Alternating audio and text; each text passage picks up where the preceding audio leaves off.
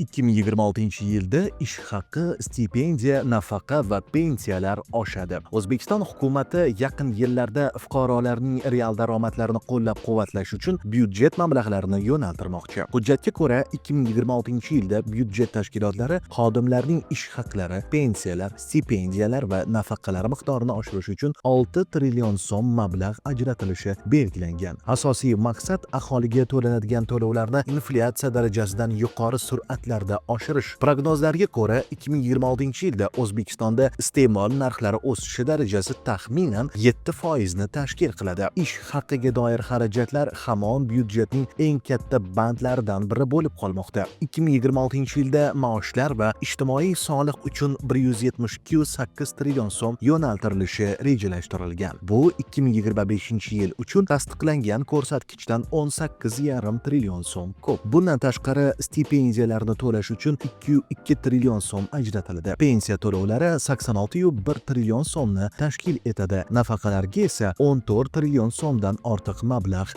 yo'naltiriladi. Xabar bo'yicha fikringizni izohlarda yozib qoldiring hamda kanalga obuna bo'ling.